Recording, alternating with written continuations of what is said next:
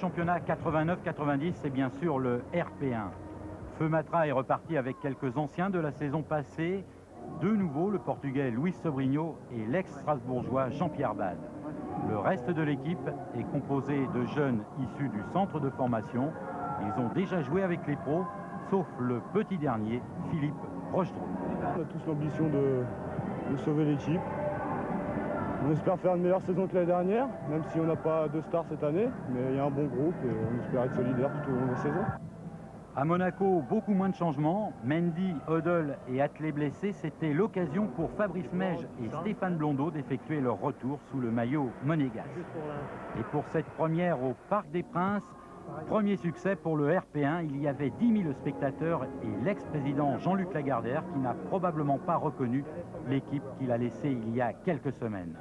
Mais ce sont tout de même les Monégasques qui se créent la première occasion sérieuse. Centre de Mège, Wea écarte, reprise de Blondeau et bel arrêt de Pascal Olmeta.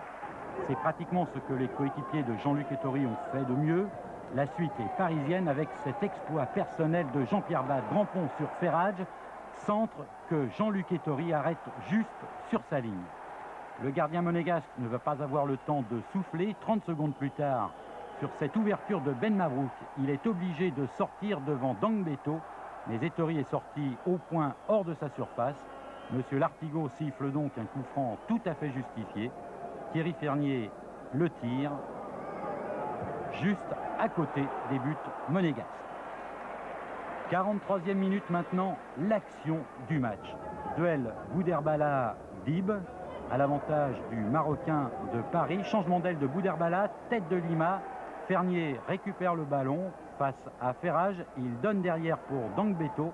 Dangbeto qui prend de vitesse Vogel.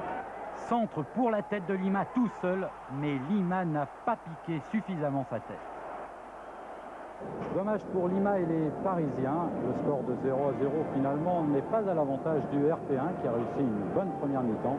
Le plus inquiétant, ce sont les Monégasques qui, eux, sont les outsiders de ce championnat et qui, pour l'instant, n'ont absolument rien démontré. Et en deuxième période, Monaco n'a rien démontré de plus. Quant aux Parisiens, eux, ils font encore le jeu une nouvelle fois avec Dangbeto. Centre renvoyé par la défense dans les pieds de Thierry Fernier. Fernier ajuste son tir, mais il l'enlève un petit peu trop. Quelques minutes plus tard, nouvelle action du RP1. Belle combinaison Lima-Placido-Bade. Tir de Bade sur le poteau. Mais l'arbitre, M. Lartigot, avait sifflé une faute. Vous le voyez, l'avenir des Parisiens avec ces petits jeunes n'est pas aussi sombre qu'on avait pu le craindre. Je pensais surtout à prendre une place, mais je ne savais pas si je serais dans l'équipe. Mais je pensais surtout à prendre une place.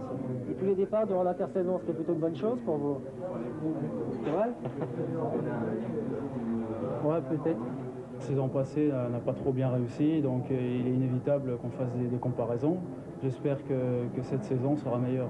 Oui, nous aussi. Est-ce qu'il y a plus d'enthousiasme de la part des Parisiens cette année? Plus d'enthousiasme, je ne sais pas. Pour l'instant, on en est au premier match. Ce qu'on peut dire, c'est que l'équipe est beaucoup plus jeune.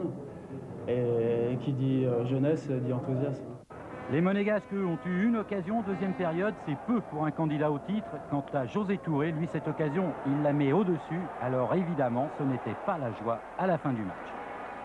On n'a pas eu trop d'occasion, mais je pense qu'on partait bien au départ des actions, mais je crois qu'il manquait un peu cette détermination pour arriver au bout de nos actions, pour pousser nos actions jusqu'au bout. Je crois qu'on a été un peu timide ce soir et moins généreux que ce qu'a été le Monaco peut-être de la fin de saison dernière.